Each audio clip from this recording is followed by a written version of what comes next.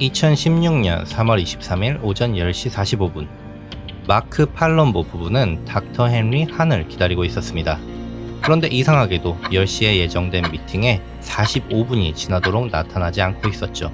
전화를 걸어봤지만 바로 음성사서함으로 연결될 뿐이었습니다. 평소 그는 약속에 단 2분만 늦어도 꼭 연락을 해야 했을 정도로 약속 시간에는 매우 철저한 사람이었다고 합니다. 마크는 이상한 마음에 헨리와 친한 던에게 연락을 해봅니다. 혹시 헨리와 연락되세요? 던 또한 이날 오후에 헨리와의 미팅이 예정되어 있었는데 그 역시 연락이 되지 않아 불안해하던 중이었죠. 던은 헨리의 25년 지기 의형제 같은 사이로 평소에도 연락을 수시로 하던 사이였죠. 그는 정오가 다 되어가도록 아무런 연락이 없는 건 굉장히 평소답지 않은 상황이라 판단했고 헨리의 집에 찾아가 보기로 결정했습니다. 그렇게 도착한 헨리의 집은 겉으로 보기엔 평소와 같은 모습이었지만 도어벨을 눌러도 아무런 응답이 없었습니다. 다만 닫혀있는 현관문 문고리를 돌려보니 문이 잠겨있진 않았죠. 혹시 문을 잠그지 않고 외출을 했나 싶어 차고문에 달린 창문 너머로 차고 내부를 확인했지만 부부의 차는 모두 그대로 있었습니다. 불길한 예감에 그는 즉시 헨리 가족이 보이지 않는다고 경찰에 신고했습니다. 곧이어 경찰이 집에 도착했고 던과 함께 집안을 둘러보게 됩니다. 집안 1층은 텅 비어 있었습니다. 표백제 냄새가 났죠. 그리고 차고로 향한 경찰은 주차된 차량들 사이에서 비닐과 덕테이프로 꽁꽁 감싸진 시신 3구를 발견합니다. 헨리와 그의 아내 제니 그리고 딸 에밀리였습니다. 이들에겐 대체 무슨 일이 있었던 걸까요? 헨리 가족은 주변 사람들에게 따뜻한 가족으로 기억되던 사람들이었습니다. 1958년생 헨리 한은 중국 의사 집안에서 태어나 자랐습니다. 미국으로 이민 온 한의사이자 자연의학 의사였죠. 그는 산타바바라의 대체 의학병원인 허브 클리닉을 차렸습니다. 이게 우리나라로 치면 한방병원하고 비슷한 느낌이라고 보면 되는데 헨리는 굉장히 열정적이었고 클리닉을 차리자마자 엄청난 성공을 이뤘다고 하죠. 한 달에 무려 100명이 넘는 환자가 진료를 보러 왔습니다. 그의 환자들은 양의학병원에서 치료가 어려웠던 환자들, 예를 들면 원인 모를 신경통, 체질적인 문제, 그리고 특히 암 환자들이 많았다고 합니다. 그런데 놀랍게도 그의 진료는 그런 사람들에게 큰 성과를 보였다고 하죠. 자료를 조사하면서 뭐야 사이비병원 아닌가 싶어서 제가 좀 더 깊이 알아봤는데 특히 암 환자들의 경우에는 그 양의학병원에서 암 수술도 받고 이제 항암 치료도 했는데 이제 그러면서 이 병원도 같이 다녔다고 해요. 그럼에도 그들은 헨리가 없었으면 자신들은 이미 죽었을지도 모른다고 입을 모았습니다. 동양의학 특유의 멘탈적인 케어도 아주 잘 해준 것 같았습니다. 그렇게 그는 병원을 홀로 운영하던 중 아내 제니를 만나게 됩니다. 제니는 1986년생으로 헨리보다는 무려 28살 연하의 여성이었습니다. 그녀 역시 중국에서 태어나 미국으로 온 이민자였죠. 헨리는 늘 삶의 균형을 강조하곤 했는데 제니를 만나면서 그 균형이 마침내 이뤄졌다고 말하고 다녔다고 합니다. 헨리는 그녀에게 깊은 신뢰를 가지고 있었고 제니는 그의 아내이면서 또 병원에서는 그의 충실한 오른팔이었습니다. 헨리는 병원 대다수 주요 업무를 그녀에게 맡겼다고 하죠.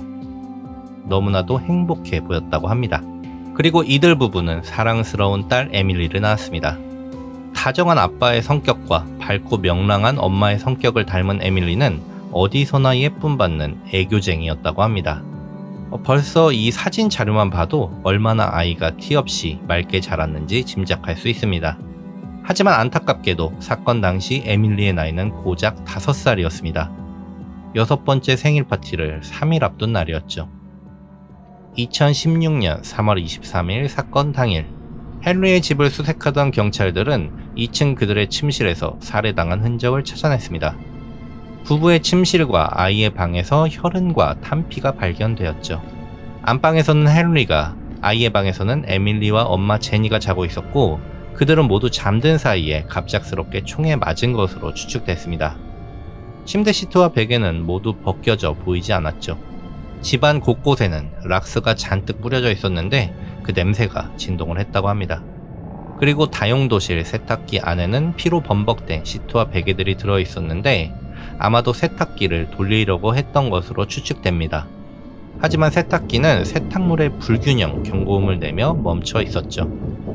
범인은 살해 후 시간을 들여 흔적을 지우려고 했던 것으로 보였습니다. 경찰은 집안에 분명 실마리가 있을 것으로 보고 샅샅이 범인의 흔적을 찾기 시작했습니다. 그리고 어느 조사관이 주방 휴지통에서 시신을 감쌀 때 사용한 덕트 테이프 포장지와 비닐 시트 포장지를 찾아냈죠. 그 비닐은 홈디포라는 브랜드의 제품이었습니다. 경찰은 우선 홈디포 보안부서에 연락하여 해당 제품 구매 기록과 함께 CCTV 기록을 요청합니다. 그리고 한편 헨리의 안방에서는 3월 22일 살해 바로 전날 계약된 4장짜리 사업 파트너십 계약서가 발견됐습니다. 계약서엔 2명의 이름이 적혀 있었습니다. 당연히 한 명은 헨리였죠. 그리고 다른 한 명은 피에르 하옵시라는 이름의 사람이었습니다. 그리고 수색을 이어가던 경찰들은 부부의 휴대전화가 어디에도 없다는 걸 알게 됩니다. 헨리의 휴대전화는 전원이 꺼져 있었지만 아내 제니의 휴대전화는 켜져 있는 상태였죠. 빠르게 핑 추적을 시작했고 제니의 휴대전화가 남쪽 캘리포니아 오션사이드를 향해 이동하고 있다는 걸 알게 됩니다. 그리고 헨리의 사건을 조사하기 시작한 지 불과 몇 시간 만에 홈디포 보안부서로부터 경찰이 요청했던 구매 기록과 CCTV 기록이 도착합니다. 사건이 일어나기 3일 전인 3월 20일 보시다시피 영상에서는 한 남성이 비닐 시트 포장지와 덕트 테이프를 구입하는 모습을 확인할 수 있습니다. 해당 매장은 캘리포니아 오션사이드에 위치해 있었죠. 영상 속 남성의 얼굴은 앞서 언급한 계약서에 서명된 이름 피에르 하옵시의 운전면허증 사진과 일치했습니다. 수사관들은 피에르를 유령 용의자로 특정하고 그를 추적하기 시작합니다. 피에르 하옵시의 거주지는 오션사이드의 어느 한 아파트, 그의 아버지의 집에 얹혀 살고 있는 것으로 확인되었죠. 3월 24일부터 수사관들은 이 아파트 근처에서 잠복을 시작합니다. 그리고 3월 25일 자정, 피에르의 아버지가 차를 타고 이동하는 게 확인됐습니다. 경찰들은 포위망을 구축하며 은밀하게 그의 차량을 뒤따랐죠. 영상을 보면 그의 차량이 월마트 주차장으로 들어옵니다. 이어 그의 차량을 쫓아 또 다른 차량이 들어왔죠. 두 사람은 그렇게 잠시 대화를 나누는 듯 합니다. 이어 아버지 차량 트렁크가 열리고 실려있던 큰 가방 2개를 옆 차량으로 옮깁니다. 그리곤 두 차량 모두 주차장을 나가죠. 수사관들은 두 번째 차량이 피에르임을 확신했고 해당 차량을 추적합니다. 이동하던 차량은 한 주유소로 진입했고 경찰 2명이 이를 쫓아 피에르에게 총을 겨눕니다. 그는 그렇게 체포당했습니다. 헨리 가족의 시신이 발견된 지 약 32시간 만의 일이었습니다. 영상으로는 확인이 잘 안 될 수도 있습니다. 경찰 차량이 마치 돌진하듯 주유소 한가운데로 들어왔고 급브레이크를 밟죠. 이어 차량에서 2명의 경찰이 빠르게 내려 피에르에게 총을 겨눕니다. 마치 영화의 한 장면을 보는 것 같죠. 살인 용의자의 체포는 그 과정에서도 굉장히 큰 리스크가 존재합니다. 도주하는 범인은 뒤가 없고 경찰 또한 언제든 살인의 대상이 될 수 있기 때문이죠. 당시 피에르를 체포한 경관의 인터뷰에 따르면 상황이 너무나 급박하게 빠르게 이어졌고 현장 경찰들 또한 극도로 긴장했었다고 합니다. 체포된 피에르는 미란다의 원칙도 신경 쓰지 않은 채 수사관에게 믿을 수 없는 이야기들을 늘어놓기 시작합니다. Over the past couple of days, I kid you not, I've been shot at. Probably about 5 individuals so far that I shot in self-defense. What does it do? It's a very, very advanced energy source. It's a quantum kind of energy source. I think probably at least 15 individuals who have been connected to this project are dead. 그는 살해 위협을 받는 중이라고 말했습니다. 그가 개발한 혁신적인 에너지 기술 때문이라고 말입니다. 그가 개발했다고 주장하는 건 연구 에너지 장치였습니다. 외부 에너지 없이 무한히 에너지를 생성할 수 있는 장치라고 했죠. 최근 며칠 동안 도주 중 총격전이 여러 번 발생했고 스스로 5명 정도를 쐈다고 주장했습니다. 그리고 이 에너지 기술에 연관된 사람 중 최소 15명 정도는 이미 죽었다는 말도 했습니다. Dr. Henry, we signed a contract together. He was going to facilitate taking the technology out to China. Loved the guy to death. He really liked this project. 헨리와의 관계에 대해선 파트너십 계약을 맺은 관계라고 주장했죠. 경찰은 계속 신문을 이어나갑니다. There's more to this story that you're not telling me? Dr. Han is dead. What? I had no clue that. Oh my gosh. Everything was perfectly fine when I left. 피에르는 헨리의 집에 파트너십 계약을 위해 방문했었고 이틀 정도 머물렀다고 말합니다. 20일 홈디포에서 구입한 비닐과 덕트 테이프는 파트너십 계약 과정에 대한 시연을 위해 그가 가진 에너지 관련 장치 설치에 필요한 재료를 구입한 것이라고 했죠. 그리고 그는 3월 22일 오후 2시쯤 헨리의 집에서 나왔다고 말했습니다. 그는 심지어 헨리가 죽었다는 사실조차 전혀 몰랐으며 그가 개발한 이 연구 에너지 장치가 세상에 알려지는 걸 막기 위해 유명 정유회사들과 미국 에너지부가 헨리의 가족을 죽였고 자신에게 그 누명을 씌우려는 것이라고 강력하게 주장했죠. 그렇게 조사가 한창 진행 중이던 25일 새벽 산타바바라 경찰서로 헨리의 죽음에 대한 제보 전화가 걸려옵니다. 전화한 사람은 TJ 디레다였습니다. 이 사람은 마리화나 재배업자인데 포르노 사업 같은 조금 불법적인 일에도 커넥션을 가지고 있는 사람이었습니다. 쉽게 말해서 뒷세계에서 일하는 그런 사람? 이 정도의 느낌인 것 같습니다. 헨리는 통증 치료나 암 치료에 대한 해결책으로 CBD, 칸나비디올 성분에 대해 늘 깊은 관심을 가지고 있었습니다. 이 성분은 마리화나에서 추출할 수 있는 식물성 성분으로 통증 감소, 암세포 억제 등에 대한 효과가 있는 것으로 연구되는 물질이었죠. 당연히 향정신성, 그러니까 마약성 물질은 아니었습니다. TJ는 헨리와 이 CBD 성분 함유량이 높은 마리화나 공급에 대해 미팅을 가졌었고 그 미팅을 계기로 친분을 가지고 있었습니다. 그는 헨리의 소개로 피에르와 알게 되었다고 합니다. 헨리는 그를 길거리의 천재화학자로 미래를 바꿀지 모르는 사람이라고 소개했다고 하죠. 하지만 그는 피에르와 친분을 이어가며 이내 그의 말이 허황된 이야기였고 이런 거짓 이야기들로 사람의 관심을 끄는 것을 즐긴다는 걸 눈치챘다고 합니다. 그럼에도 그는 피에르와 친구가 되었는데 그 이유에 대해서 고등학교 시절 그가 괴롭히던 애들이 생각나서 반쯤은 불쌍한 마음이었다고 합니다. 하지만 그러면서도 반대로 피에르는 자신을 철저하게 믿는 사람으로 생각한다고 주장했죠. 그는 피에르가 자신에게 헨리의 살인에 대해 자백했고 그에게 도움을 요청했던 사실을 알렸습니다. 그리고 그 내용은 다음과 같습니다. TJ는 3월 23일 오전 9시 30분 피에르로부터 도움이 필요하다는 다급한 문자를 받았다고 합니다. 그는 지금 산타바바라에 있고 얼굴을 보고 얘기해야 할 문제라고 했죠. TJ는 피에르를 일단 1시간 거리에 있는 자신의 집으로 불렀습니다. 그리고 그의 이야기를 들었죠. 먼저 내가 괴물이란 걸 인정해야 할 것 같아. 그리고 피에르는 입을 열었습니다. 자신이 오늘 헨리의 가족들을 모두 죽였다. 시신들을 자신의 차에 실으려고 했는데 헨리의 시신이 너무 크고 무거워서 그렇게 하지 못했다. 시신을 덕테이프로 처리한 것, 헨리의 휴대전화를 가지고 있다는 사실 등 TJ가 피에르로부터 들었다는 이 이야기들은 진짜 살인범이 아니라면 알기 어려운 내용들이었습니다. 그리고 살인 현장 뒤처리에 대한 도움을 요청했다고 하죠. 피에르가 그에게 말한 범행 동기는 헨리의 계좌에 있는 2천만 달러, 약 300억을 빼돌리기 위해서였다고 합니다. TJ는 그가 평소에도 허황된 이야기들을 워낙 많이 했었기 때문에 이 말이 진짜인지 의심됐다고 합니다.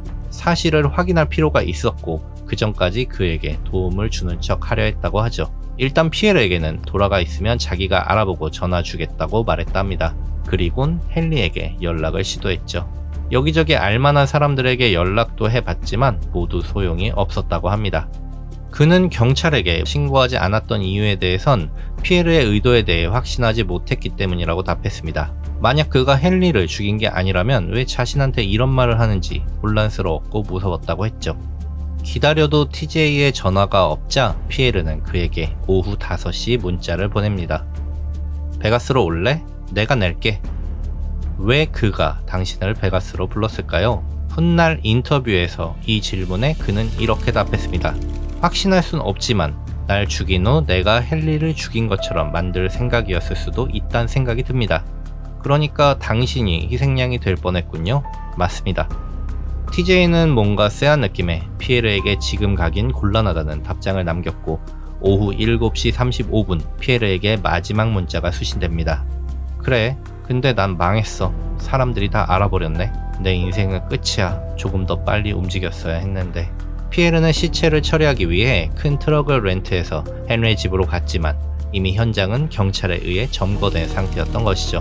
경찰이 그를 빨리 체포할 수 있었던 건 정말이지 신의 한 수였습니다. 그의 차에서 사건의 모든 증거들이 쏟아졌죠.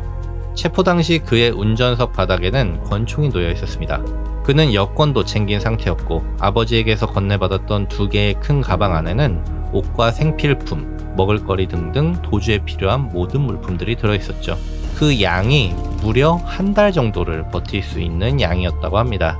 그리고 트렁크 스페어 타이어 공간에는 헨리의 지갑, 신용카드, 사회보장번호 9자리가 적힌 메모지, 또 다른 권총 1자루, 소음기, 사용된 탄피와 탄약들까지 헨리 부부의 휴대전화와 태블릿들도 발견되었습니다. 치밀하게도 전자기기들은 추적을 피하기 위해서 알루미늄 포일에 감싼 상태였죠. 물론 실패했지만 말입니다. 사건 발생 일주일 후 사망한 3명의 부검 결과가 나왔습니다.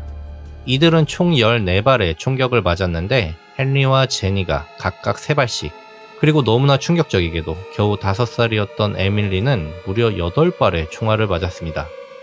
그것도 얼굴에 집중적으로 말입니다. 심리 전문가들의 분석에 따르면 에밀리에게만 유독 총을 많이 발사한 이유는 헨리 부부에 대한 부러움 때문이었다고 합니다. 자신과는 다르게 행복한 가정을 꾸리고 있는 헨리 부부가 부럽기도 하면서 질투가 났었던 거죠. 헨리 부부의 지인인 마크 부부와 던은 범인을 알고 난 후 크나큰 충격을 받았습니다. 그들 모두 피에르와 잘 알던 사이였기 때문입니다. 시간을 조금 거슬러 올라간 2014년, 헨리가 CBD에 대해 막 관심을 가졌을 무렵 그는 스타트업이나 초기 기업이 성장할 수 있도록 지원하는 비즈니스 인큐베이터에 참여하게 됐는데 그는 거기서 피에르를 만나게 되었습니다. 피에르는 스스로를 합성 연구 개발에 경험이 있다고 했죠. 또 본인을 천재 화학자처럼 소개했습니다. 마침 헨리는 마크 부부와 함께 합성 CBD 치료제 연구와 개발을 진행하기 위해 사업을 시작하려던 때였죠. 헨리는 피에르를 사업에 참여시켰고 몰레큘러 사이언티픽을 설립합니다. 하지만 시간이 지나면서 그의 연구에는 문제점이 드러나기 시작합니다. 그가 실험 과정에서 독성 물질을 사용하다 걸리게 됩니다. 치료제를 개발하는데 정확히 부작용도 알 수 없는 화학 물질들을 임의로 배합해 적발된 것이죠. 그는 그저 분자 연구에 대한 실험일 뿐이었다고 변명했지만 그에 대한 의심은 점점 커질 뿐이었습니다. 뿐만 아니라 그는 회사 법인카드를 남발하기도 했습니다. 개인 물품과 사치품을 구매했고 나중에 가서는 성매매 비용까지 카드로 결제했다고 합니다. 더 이상 안 되겠다 싶은 마크 부부는 피에르에 대해 조사를 했습니다. 애초에 그는 과학자도 아니었고 대학 학위도 없는 고졸이었습니다. 유명 연구소에서 연구원으로 일했었다는 경력은 사실 그의 집 차고에 그가 차려놨었던 홈랩이었죠. 마크 부부는 훗날 인터뷰에서 그를 두고 호랑이 연고를 파는 떠돌이 약장수 같은 사람이라고 칭했습니다. 어쨌든 이 사실을 알게 된 헨리는 피에르에게 크게 실망했고 그를 바로 해고했다고 합니다. 그리고 몇 주 후 피에르는 헨리에게 다시 연락을 했습니다. 자신이 개발한 연구에너지 장치에 대한 미래 비전을 이야기하면서 이미 거액의 투자도 받고 있는 중이라고 말했죠. 그리고 자신의 통장 잔고 스크린샷을 조작해 억만장자인 척 자랑하면서 본인의 투자 여력이 충분하다고 어필했습니다. 39억 7천만, 1252억 1000만, 1조 3846억, 그가 조작한 3장의 스크린샷입니다. 더불어 자신이 얼마 전 말기암 진단을 받았으며 죽기 전 자신의 연구를 완성시키고 싶다는 의지를 전했습니다. 그가 말한 연구는 마리화나 없이도 화학적으로 CBD를 합성하는 기술이었습니다. 이때 당시 마리화나 생산, 가공 등에 대해 정부의 규제가 점차 심해지고 있었고 세금도 비쌌기 때문에 CBD를 차세대 치료제로 연구를 진행하는 헨리에겐 아무래도 혹할 수밖에 없는 매력적인 내용이었죠. 피에르는 헨리에게 이와 관련한 회사 공동 설립 및 투자를 제안했습니다. 심지어 본인이 1억 5천만 달러, 한화 약 2,200억을 먼저 투자하겠다는 계약 조건까지 내걸었죠. 헨리는 마크 부부와 던 등 비즈니스 파트너들에게 피에르의 사정을 설명하면서 다시 연구나 개발에 참여시키는 건 어떠냐고 의사를 묻기도 했다고 합니다. 물론 그들은 모두 거부했죠. 헨리의 아내 제니 또한 다시 피에르와 사업을 진행하는 것에 대해 큰 걱정을 했었다고 합니다. 3월 20일 헨리는 피에르를 집으로 초대했고 피에르는 22일까지 그의 집에 머물렀습니다. 22일 두 사람이 계약했던 계약서는 말 그대로 제대로 된 공증도 되지 않았고 계약 내용도 허술하기 짝이 없는 그 소위 말해서 대학교 2학년생이 작성했을 법한 내용들이었다고 하죠. 하지만 어째서인지 사업 경험이 많은 헨리가 그 계약서를 보고도 사인을 했다는 사실은 모두를 의아하게 했습니다. 피에르는 그의 집에 머물며 차근차근 살인 계획을 세웠던 것으로 보입니다. 스스로의 노트북에 키로그를 깔아 작동 여부를 확인했고 이를 헨리의 컴퓨터에 설치했죠. 참고로 키로그는 마우스와 키보드에서 입력된 내용을 모두 기록해서 확인할 수 있게 만드는 스파이웨어입니다. 비밀번호나 신용카드 번호 등 민감한 개인정보를 탈취하는 목적의 범죄에 악용되고 있죠. 두개골의 어느 부분이 관통되기 쉬울까? 어떤 총알이 더 사용하기 유효할까? 피에르의 노트북에 설치된 키로거에서 발견된 검색 기록입니다. 기술을 시연하기 위해 헨리의 집에 머물렀다던 그의 말은 역시나 거짓으로 밝혀졌습니다. 그의 목적은 단순히 부자가 되는 것이었습니다. 2012년도 피에르는 연구 에너지 장치를 개발하겠다는 명목으로 실제 투자자들에게 고액의 투자금을 받은 것으로 확인됩니다. 그의 집 차고 홈랩에 투자자들을 모았고 장비를 시연했죠. 정부로부터 해당 기술은 너무나 영향력이 강하기 때문에 유포에 주의하라는 경고 메시지를 거짓으로 만들어냈고 이를 투자자들에게 보여줬습니다. 스티브 잡스도 애플의 시작은 차고에서 시작했다며 본인을 그 이상의 천재인 것처럼 포장했습니다. 투자자들에겐 해당 기술에 대한 비밀 유지 서약서까지 받았죠. 그리고 그는 투자금으로 펜트하우스에서 살고 페라리를 끌고 다녔다고 합니다. 마치 앨런 머스크가 된 것처럼 말이죠. 하지만 시간이 흐르며 투자자들은 그를 독촉했습니다. 일부 투자자들은 그의 발명품이 거짓인 걸 알아냈죠. 무한동력 기계인 척 했지만 사실 기계 내부에 배터리가 숨겨져 있었습니다. 시연 중 참관자가 기계 아래 전선이 연결되어 있는 걸 찾아낸 적도 있다고 합니다. 결국 그는 모든 투자자들을 잃게 됐죠. 검찰은 피에르가 범행을 저질렀을 당시 그의 잔고는 채 $500가 되지 않았을 거라 추측합니다. 그러니까 헨리의 계좌에 있는 돈은 어쩌면 그의 허황된 머릿속 마지막 탈출로였을지도 모릅니다. 23일 헨리 가족들을 살해한 후 그는 헨리의 저축 계좌를 확인했습니다. 하지만 그의 계좌에 있는 돈은 $20,000가 아니었죠. $72,000, 약 1억 원 정도였습니다. 그는 그 돈을 헨리의 입출금 계좌로 이체했고 그 돈을 다시 본인의 계좌로 이체하려고 시도했습니다. 이 과정에서 은행의 사기 감지 시스템이 작동돼 곧 계좌가 막혔고 피에르는 겨우 $5,000의 이체에만 성공했습니다. 고작 700만 원 정도 되는 돈이었습니다. 그리고 애초에 그는 헨리 행세를 하고 은행을 방문할 계획도 세웠었던 것으로 추측됩니다. 사건 발생 6일 전인 3월 17일부터 그는 꾸준히 아시아인으로 변장하는 법과 살가죽으로 된 마스크 등에 대해 찾아본 내역도 확인됐죠. 마치 영화 미션 임파서블에서처럼 말입니다. 그가 실제로 마스크를 구매했는지에 대한 증거는 없습니다. 결국 온라인으로 이체를 시도하다 부자가 되는데 실패하고 말았죠. 그리고 그는 이제 완벽히 사건 현장을 치워야만 했습니다. 아마도 그는 하루 정도의 여유는 있을 것이라 예상한 듯 보였습니다. 헨리의 시체가 차에 실리지 않자 어수선한 범행 현장을 그대로 둔 채 트럭을 렌트하러 갔고 그 와중에 이를 도와줄 사람까지 물색했으니 말이죠. 하지만 이 모든 건 하필 그날 헨리에게 비즈니스 미팅이 있었다는 사실을 몰랐던 덕분입니다. 마크 팔룬보는 말합니다. 우리의 미팅 계획이 그의 계획을 망쳤습니다. 너무도 다행스럽게 말이죠. 지문 감식을 처리하는 데엔 시간이 얼마나 걸릴까? 범죄 현장 수사는 어떻게 이루어질까? 티우아나 멕시코 국경 도시로 진입할 때 차량을 수색할까? 피에르는 도주하는 과정에 이런 내용들을 검색했습니다. 아마도 많이 초조했던 모양입니다. 그는 심지어 온라인 점술가 마르코에게 상담을 요청하기도 했습니다. 내가 저지른 짓 때문에 잡히게 될까? 마르코는 물었죠. 너 대체 무슨 일을 저지른 거야? 그리고 피에르는 그 질문에 답하지 않았습니다. 하지만 반대로 법정에서 피에르는 말하는 걸 멈추지 않았습니다. 끊임없이 음모론을 제기했죠. 미 에너지부에서 보낸 사람들이 자신을 죽이려고 했고 헨리 가족들 역시 범인은 따로 있다. 자신은 그저 함정에 빠진 것이라 주장했습니다.